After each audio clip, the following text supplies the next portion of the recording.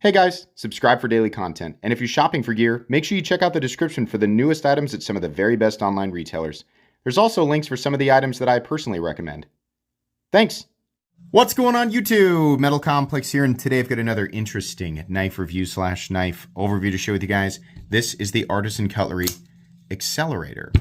This knife should be available by the time you're seeing this, so I will link it right down below in the description. It does help my channel when you use those links, but that's entirely up to you. Thanks so much to Artisan Cutlery for sending this in for review. Thanks to my patrons for supporting me, and please make sure to follow me on Instagram at metal_complex. It's a larger knife, right?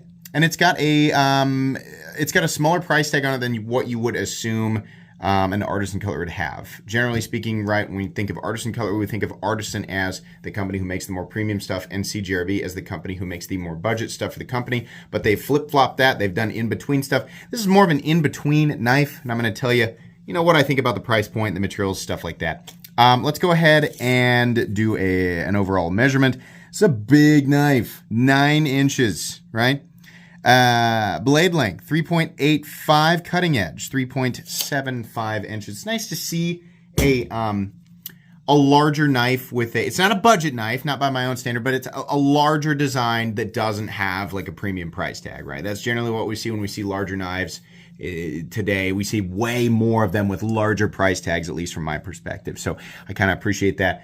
Let's do some size comparisons up against the Ontario Rat Model 1 and the Ontario Rat Model 2, it's definitely a big knife. How about up against the Demco AD 20.5? How about up against the Spyderco PM2 and the Spyderco Para 3? Definitely larger than both. And then finally up against the Benchmade Bugout and the Benchmade Griptilian, or in this case, the Ritter Hogue. All right. How's the action on this knife? Well, Artisan Cutlery knives typically always have good action, and this is no different. It's very smooth. I think a lot of the fall shuttiness is due to the fact that the blade it's not super thick, it's just really big, right? I mean, in a good way. It is smooth as well, though. It is very easy to manipulate, very comfortable to manipulate if you just want to, normal person wheel it out, right? Or if you want to do, more of a thumb flick, or you want to do a reverse flick, it's all there. It's very satisfying. I think the detent is great, right? Pretty good. It's got what we want here. There's plenty of access to the lock bar. You can see it's plenty cut out there. This guy has some lock stick. I've handled enough Artisan Cutlery knives and CGRB knives that, sometimes I get them and they don't have lock stick, but a fair amount of them do. Right? I don't know what your guys' experience is. I like Artisan Cutlery and CGRB knives, but I've found that I get lock stick, persistent lock stick, more often than with a lot of other brands. Not all other brands, right? And as is the case with lock stick in general, the vast majority of it will go away with time. 99.999% of you, if you are experiencing lock stick on any knife, it will go away with time, right? If you are having to use a tool to pry the lock bar free, then you have a problem. If you're not there yet and you can still do it with your finger like this, you're okay. It'll go away, right? But it's something to point out. You may experience lock stick with this guy. The action's good though. Let's go ahead and do carry profile thickness up against the Spyderco Para 3. It's a little thicker, but we do have contoured scales, so that's something to point out there. Length and height up against the PM2 and Para 3, you are definitely going to notice this guy in the pocket if you've been carrying either of these knives. It is longer than both and absolutely taller than both. Plenty of presence. What are we looking at for materials here? We are looking at a smooth contoured micarta, and then we have steel lipped liners, and we have a big chunk of AR RPM 9, which is Artisan Cutlery's proprietary powder formed steel. And I think that this steel is fine at this price point. It's one of the only powder formed steels that you will see consistently under $100. Periodically, we do see other knife steels, including CPM 20CV, which always throws people's internal, teeter-totter, their internal value balance system for a freaking loop-de-loop, right? But when we're talking about consistency, yeah, usually what we're seeing at this price point are ingot steels, right? Which are fine. A lot of them have fine grain structures anyway, like 154 cm. But AR RPM 9 is essentially, from what I understand, a powdered form of 9CR 18 MOV, or the composition is very, very similar, and it will perform like, even particle distribution of 9CR18 MOV, which is good, right? That's great. This is a great steel. And I think it works great with this geometry. And then we also, sorry, I bumped the camera there. We do not have any internal milling. I'm going to guess that this guy comes in at about 6.5. I'm going to say it weighs 6 ounces. I'm dead serious. I took a shot in the dark. Okay, 6 ounces. That's pretty heavy, right? This knife, the blade is so big that the balance is actually really great. So gripping it, once you've got it like this, it really doesn't feel that crazy. It's when you're manipulating it and kind of turning it over in hand that you realize it's a pretty big boy. Let's go ahead and measure blade stock thickness real quick. It's really not that thick of a blade. Blade stock thickness is coming in at 145 thousandths, so a little bit thicker than the Spyderco PM2. If I didn't mention, this was designed by Mike Snowdy. I think this is their first collaboration. That's a name that some of you are going to be very familiar with. But yeah, I think this is, if I read correctly, this is their first collaboration with Mike Snowdy. So it was designed to be extremely ergonomic, and we're going to talk about that. Spoiler alert, it is. But yeah, I just want to make sure and get that in there before I forgot about it. Let's go ahead and do a hardware check. I want to get out my tools. My tools are very inexpensive and very recommendable. You can find them right down in the section of my description that talks about the tools I use on this channel. The new bits just have it just barely says T8 right there. Okay, we got a T8 pivot, and guess what? Artisan Cutlery still just absolutely insisting on T6 screws. That's okay. You can't always get what you want. I wish it was T8, but you know, what are you going to do? As long as you have good tools and a place to put your hardware, you should be good to go. Have we already finished with everything? Yeah, I think so. These come in a few different configurations, so if black and silver isn't your thing, or like every knife that you own, like me, is the same, right? I think they even have one in a coated blade. So if you want to see all the variations, like I said, I'll have it linked down below. This is, the type of thing that I like to see. It's a little bit different both in terms of the blade shape and the handle shape. It's not completely and totally unique. We've definitely seen knives that are somewhat similar, but we've had a lot of knives with very, very traditional, ergonomic profiles and very, very traditional blade shapes, right? It seems like every other knife that comes out is essentially a folding steak knife, right? That's cool. There's still a market for those, and that's great if people really enjoy those. I like seeing things that are a little bit different. This is one of those knives. This is kind of a rare situation where we have a knife that has some these zones in here are not, they're less of a suggestion and more of a command. Like, this is where your hand goes. You have a couple of different options, but everything is very comfortable, even choked back here. If you do it like a 3-finger, I don't know if you're going to do like some choppy stuff. I don't know, but however you're going to grip it, it's pretty comfortable. These edges right here are nicely knocked down. They're a bit abrupt, but they're not sharp. The standard grip is comfortable. The choked up grip is very comfortable, right? This is nice. I like this, and it's rare. Usually my nightmare is the Boker Kalashnikov, because it's got 4 distinct finger positions, right? And it's just like you have to put your hands right here, and you have no other choice, right? Now, the reason I don't like it is because there literally isn't another choice. With this knife, there is, right? Every time you move, every time you shift, there's a distinct new hand position. It's not like you can kind of halvesy it or go in between. No, you're going to be here, you're going to be here, or you're going to be here. But all of those positions are very comfortable, right? There is a lot of handle to hang on to. A lot of people might say, I wish the liners were nested and it was a little bit thinner. I don't know. With this big of a knife, I think it would have actually made it a bit less comfortable, right? I kind of like that this knife has a lot of meat to hang on to. Boy, that's just no way for that to just came out of just everything. Even leaning into what I was about to say would have made it worse, right? There was no stopping that. Let's just put it that way. It's a cozy, large handle profile is what I'm saying. I think you're going to be plenty comfortable with or without gloves, and the contouring is really, really good here. It fills out the hand. It feels the way that it should be. The jimping back here complements both the standard grip and the choked up grip, which I think is fine. Really nice.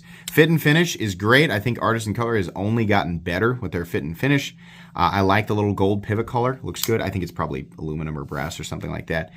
The blade is a simple stone washed finish and it looks good. I like it. The Artisan Cutlery logo over here, and then it has some weird number up here, and then AR RPM 9. That's fine, pretty minimal. The hole here has been nicely knocked down all the way around. There's really no part of this that is aggressively sharp, right? I mean, if you like to strike flint off the back of your blades, you might have a little trouble with this. Everybody else who doesn't do that, which is the vast majority of people, you're not going to care. I like the little harpoon notch up here. I can't say that often I'm utilizing a harpoon notch, but it does look cool. And, you know, let's be honest, that's half the reason most of us are buying certain knives anyway. It's because it looks cool, right? There's a big swedge up here, which I think complements the whole blade. Nice big flat, making the entire blade very robust. Lots of material carried out to the tip, so plenty strong. Cutting edge is a bit thick. It'll definitely still slice. Artisan Cutlery does a good factory edge, right? AR RPM 9 touches up pretty easy and holds a decent edge, plenty tough. It's also stainless. Honestly, it's a very well-rounded steel that in my opinion, belongs in the budget territory and slightly above it. It's one of those weird steels what people get really picky about, where it can be a budget steel, but at the same time, it's also acceptable slightly above that zone, which here on this channel is about 75 bucks. So yeah, I think it's good. Final cutting bevel looks really, really great on both sides. Really nothing to complain about there. Really nothing going on here because the lanyard hole is not a hole at all. It's just a slot with a bar, and you can attach your lanyard there. That's fine. This, to the best of my knowledge, is just sort of a brass-colored aluminum spacer, which works, complements the pivot collar well. We have a titanium pocket clip, which is a nice touch. It's also a milled clip. Not that it adds that much cost to it, but considering what people generally pay for titanium pocket clips, it's something that should absolutely be noted. It's also a good clip in general. It's a very simple clip, right? Now, it's not going to flip over to the other side, first and foremost, because they just did not mill a spot for lefties, right? You just can't do it. And also, if you flipped it over, it'd be curving the wrong way, right? It follows the curvature of this side of the knife. In and out of the pants, it does have that up and over kind of swoop. I kind of like when it ramps because it seems to lip. My background is coming apart. But I like the ones that ramp because they seem to rise to meet various pocket seam thicknesses a little bit better than this. This seems to sort of want a certain shape to, you know, it kind of gatekeeps certain pants that's like, no, sir, we don't know you, you know. It just won't do it as easily. But generally speaking, it was fine. In and out of jeans, it was fine. So in most cases, unless you have really, you know, thick seamed work pants or something, I think you're going to be okay. Let's see here. Stop pin is located in its traditional spot. No shouldering. Nice big stop pin that doesn't need shouldering or anything like that. It's fine. Runs on bearings. I'm sure that was probably obvious, but just in case you didn't know, runs on bearings. Lockup. Right here we are looking at, it looks fairly early, but if we look back here and look at the actual engagement, a little dark spot right there would indicate about 30%, which is plenty.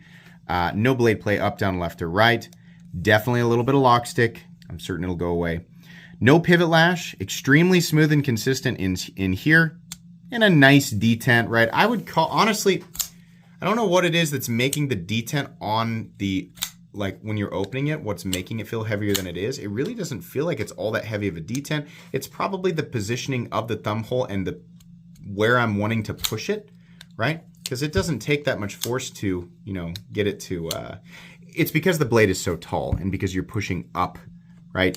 So it makes it feel like the detent is heavier, which is good in this case because it makes you feel like you're getting a, you know, a good amount of force behind the blade as you throw it. It's definitely going to deploy and lock out. It's good.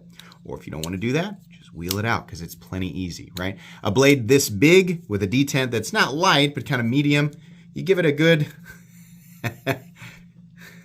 Yeah, it's heavier than I thought, I guess. I was going to say you give it a good swing and it's going to fly right out. It took me 4 tries, right? So maybe it's heavier than I thought. But there you go, if you wanted to know. Really my biggest gripe is the lock stick. And, you know, normally I wouldn't bring it up if it wasn't such a consistent thing with not just Artisan Cutlery, but CJRB. I see it, you know, across the board. It's kind of a dice roll, right? It's almost to the point where I'm kind of like it's 50-50, right? In reality, I don't think it is. I feel like maybe 25 to 30% of the CJRB and Artisan Cutlery knives that I've handled have had lock stick, which I've handled a lot. If you type in Metal Complex CJRB or Metal Complex Artisan Cutlery, I've had plenty of examples, right? That's still a lot. I expect lock stick to pop up on less than 5%, right? It's not a deal breaker. It's just kind of annoying. So whatever it is that, I like Artisan Cutlery and CJRB, and some of my favorite budget knives ever and some of the most interesting knives that I have reviewed have come from this company, right? I like them. But whatever you guys are doing, I think something needs to be changed up with these lock bars. I don't know what it is, but they're a lot of them are just a little bit too sticky, right? If you're wondering how long it'll take for that to wear out, you can do the pencil thing. Some people are tempted to put oil on the lock faces. Don't do that. You do not want a slippery lock surface. I still get people saying, all you got to do is put some oil on. Don't do that. Do not put oil on the lock face. That is a really bad idea. You want there to be enough friction there that the thing is locking out securely. You do not want to give the lock bar the ability to slip. Right? That's why we don't like lock rock, because it makes it feel like it's going to slip. And in a lot of cases, it does slip, right?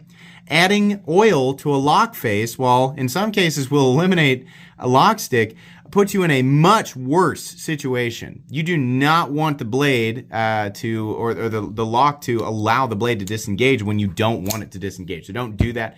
Pencil trick, you can do that, whatever.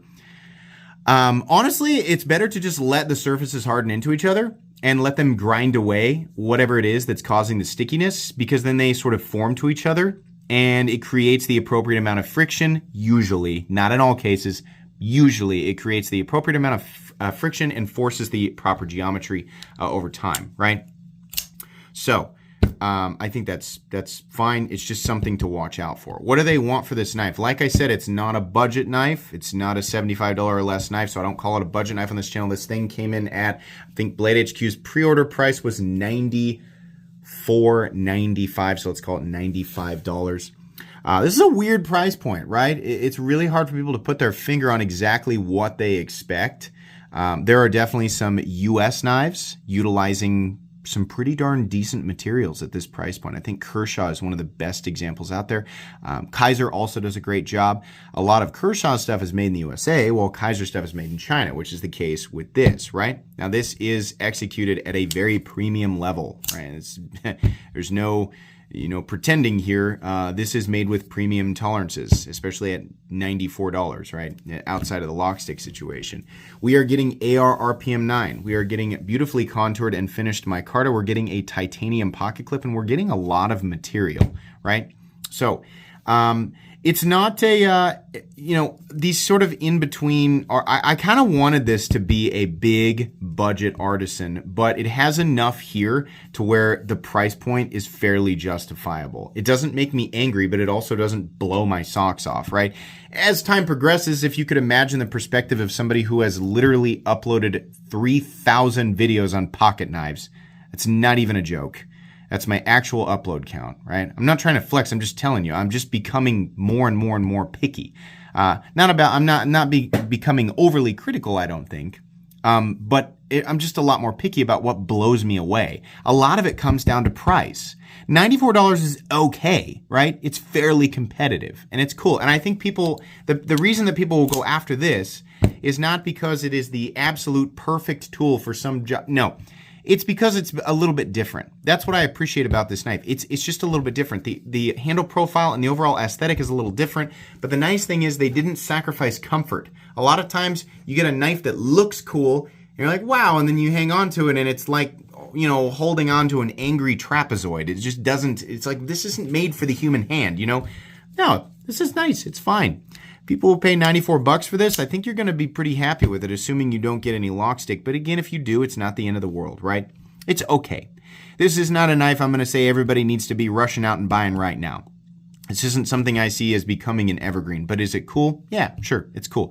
Unfortunately, it's not a budget knife, so I can't really put it in any of those playlists, but I think that this is made for people who are specifically looking for maybe a larger knife that you can still justify EDCing, right? That's something else you could say. This is one of those larger knives that will absolutely still work for EDC because it's not aggressively thick and it's not absolutely massive, right? It does come, it folds up into a fairly compact size. Obviously, compact is defined by, different people a million different ways. But this is a larger knife that I could actually carry. It's a lot different than carrying a 9-inch or 9.25-inch Hinderer XM24, right? Even though this is almost the same length, it just carries a lot differently. It is heavy. It is still pretty bulky, right? And it's still a $94 knife. So good. I think it's fine. I think people who pick it up will enjoy it, but it's definitely not for everybody. That's really all I have to say about it. Pretty cool. This is one of those knives that I will give away on a live stream at some point, so be watching out for that. Thanks again to Artisan Cutlery for sending this in for me to take a look at. Like I said, it'll be linked right down below so you guys can check it out if you want to. Please make sure to follow me on Instagram at metal_complex. If you enjoyed this video, leave a like. If you'd like to check out my other content, I do of course have lots of videos of knives that are either expensive or inexpensive that I do or don't like, so check those out. And if you enjoy all my content, go ahead and click on that Metal Complex logo right there and subscribe because there's definitely more coming. Thanks again for watching, everybody, and have a great day.